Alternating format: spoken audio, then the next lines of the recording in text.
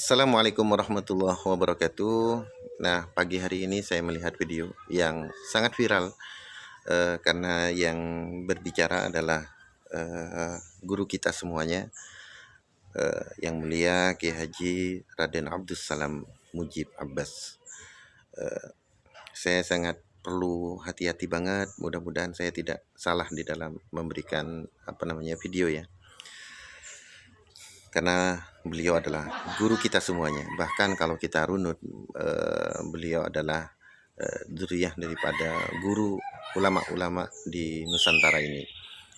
Misalkan Hadratus Syekh Kiai Haji Hasyim Asy'ari dulunya juga mondok di Panji, Siloan Panji Buduran. Bahkan Kiai Haji Hasyim Asy'ari Syekhina pernah diambil mantu sampai 2 kali kalau tidak salah di zaman Kiai Yakub sama Kiai Abdul Rahim. Jadi pondok pesantren Panji ini adalah salah satu pondok pesantren tua yang didirikan oleh keturunan daripada Kiai Haji Hamdani yang bernasab kepada Sayyid Sulaiman. Terus ke atasnya ke Kanjeng Sinuwun Sunan Gunung Jati. Nah, begitu juga bahwa pondok pesantren Siwalan Panji ini menjadi rujukan gitu ya, karena gurunya dari ulama-ulama sepuh dulunya, sehingga semuanya berkiblat berguru kepada pondok pesantren Siwalan Panji ini. Bahkan pondok pesantren Siwalan Panji ini dikatakan pondok tasbih. Jadi kalau sudah berguru di mana-mana tidak kurang berkah gitu ya. Kalau tidak nyantri dulu di pondok pesantren Siwalan Panji. Dan salah satu keturunan dari pondok pesantren Siwalan Panji adalah Kiai Haji Raden Muhammad Abbas, kakek beliau, yang kemudian mendirikan pondok pesantren Al-Khazini Buduran Sidoarjo. Sebetulnya dimulai daripada Yai Khazin. Nah, itu sekilas dari beliau.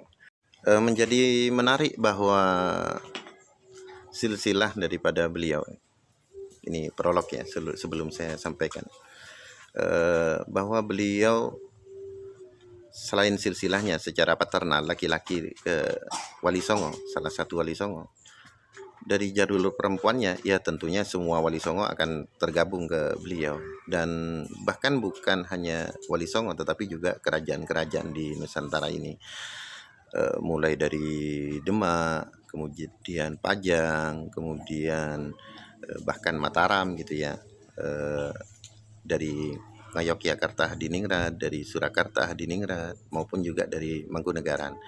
Kalau dari kerajaan Ngayogyakarta Hadiningrat, beliau adalah keturunan dari Sri Sultan Hamengkubuwono II, juga keturunan daripada adipati di daerah Madiun juga, terus dari Pakubuwono, dari Surakarta Hadiningrat, juga dari Mangkunegaran, khususnya daripada Pangeran Sambernyawa Mangkunegaran I, dan banyak lainnya, dari Pakualaman juga, bahkan dari Madura juga.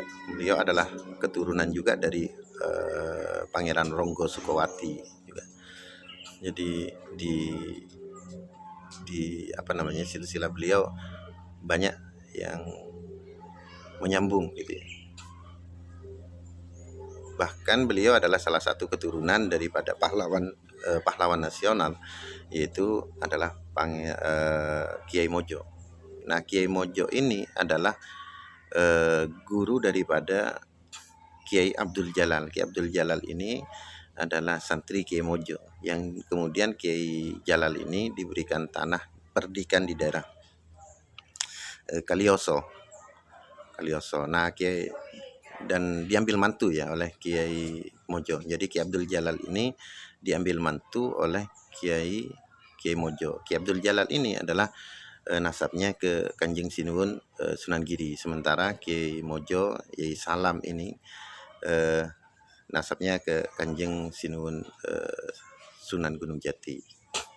Nah, Kiai Abdul Jalal ini melahirkan ya presiden yang sekarang ini, Bapak Presiden Joko Widodo. Nah, kita akan berbicara tentang apa yang disampaikan oleh Romo Yai Raden Abdus Salam Mujib Abbas, bahwa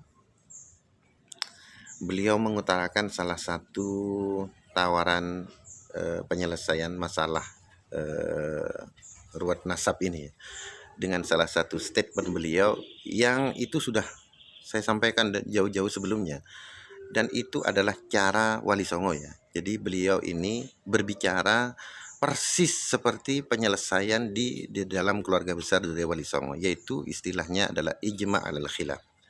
Jadi kalau saya istilahkan itu sepakat untuk tidak sepakat. Jadi ini adalah suatu hal yang biasa di Durya Wali Songo, terutama berkaitan bukan hanya bukan masalah nasab, tetapi berkaitan dengan hukum-hukum syar'i yang di situ mengandung sesuatu hal yang sangat-sangat esensial di dalam praktek keagamaan kita. Perbedaan-perbedaan ulama itu ketika sudah menjurus kepada sesuatu yang tidak lagi bisa dijamin, dikompromikan, maka kebiasaan dari Durya Wali Songo itu adalah sepakat untuk tidak sepakat atau ijma' alal khilaf. Dan nampaknya beliau luar biasa mengikuti salaf-salaf beliau, bahwa di dalam setiap permasalahan itu selalu dengan kepala dingin, selalu dengan bersandarkan dengan dalil-dalil. Jadi ya bagaimanapun ini adalah khilaf. Dan kita telah melihat bahwa di Pondok Pesantren Benda Kerap di sana semuanya ketika berkumpul para alim, para ulama, semuanya dari zuriyah Wali Songo, semuanya bersepakat bahwa ini adalah ranah khilaf ya. Dan sesuai dengan apa yang disampaikan oleh Yai Salam, bahwa ini ya khilaf, bagaimanapun khilaf, ada Kiai Maduddin. Nah, bagaimana pandangan Romo Yai Salam tentang penelitian nasab? Dan saya sangat-sangat sepakat bahwa ini adalah penelitian itu, baik yang mentoan nasab maupun mensubutkan nasab, itu di dalam ranah ijtihad. Nah, bagaimana kalau sudah di ranah ijtihad? Artinya Kiai Maduddin, kalau dia benar, dia akan mendapatkan 2 pahala. Kalau dia salah, Kiai Maduddin ternyata salah, dia tetap akan mendapatkan 1 pahala, asalkan penelitian itu tidak dilandaskan dengan kebencian, dengan narasi-narasi kata-kata yang menyudutkan, merendahkan gitu ya. Selama itu di dalam concern penelitian, maka dia ijtihad, mendapatkan 1 pahala kalau salah. Dan yang mengisbat nasab daripada Ba'alawi, kalaupun salah, ternyata Ba'alawi ini bukan zuriyah dari Rasulullah, ya tetap yang mengisbat ini akan mendapatkan pahala, satu pahala. Kalau memang nanti yang mengisbat ini ternyata benar, dalilnya kuat, nanti ya akan mendapatkan 2 pahala. Jadi itulah cara pandang daripada zuriyah Wali Songo. Artinya menyikapi segala sesuatu itu adalah suatu hal yang biasa, karena pada dasarnya apalagi urusan nasab ini adalah zonni. Kita tahu bahwa di zaman-zaman itu bagaimana situasi tidak seperti sekarang ini, nyantai-nyantai aja. Di situ terlalu banyak konflik, sehingga banyak kemungkinan nasab-nasab itu ya ada yang ikhtilat, ada yang begini dan lain sebagainya. Sehingga bagi saya bahwa pada dasarnya ya udzon semuanya. Oleh sebab itu ya kita memilih kepada husnudzon, karena yang paling tahu tentang nasab mereka ya mereka sendiri gitu. Dan kalaupun kita mengkajikan, hanya mengkaji dari luarnya saja. Kita melihat yang dohir, dalil-dalil yang bisa kita temukan saja.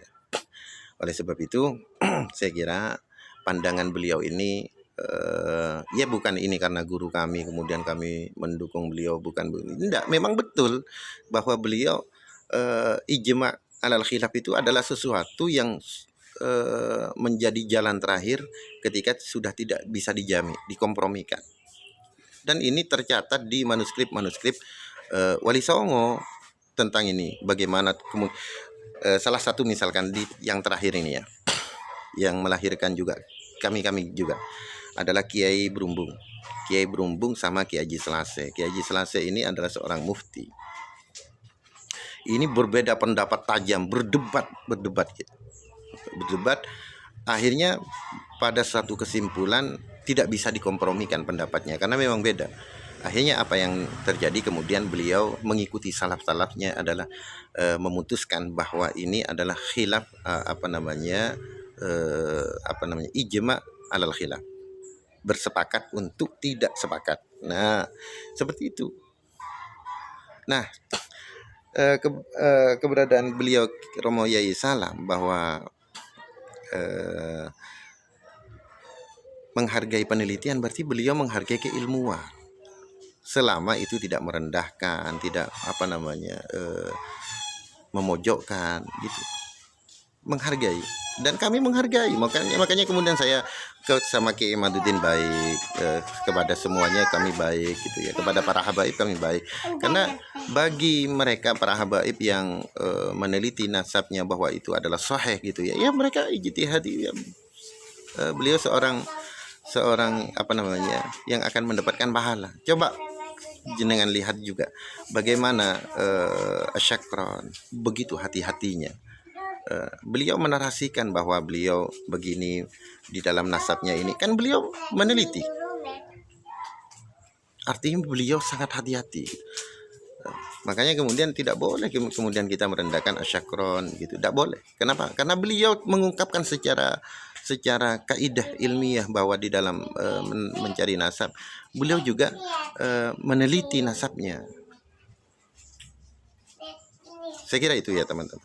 Jazakumullah ahsanal jazak. Mudah-mudahan kalau ini ada khilaf lancang kepada guru kami mohon maaf yang sebesar-besarnya. Mungkin itu yang bisa saya sampaikan. Jazakumullah. Assalamualaikum.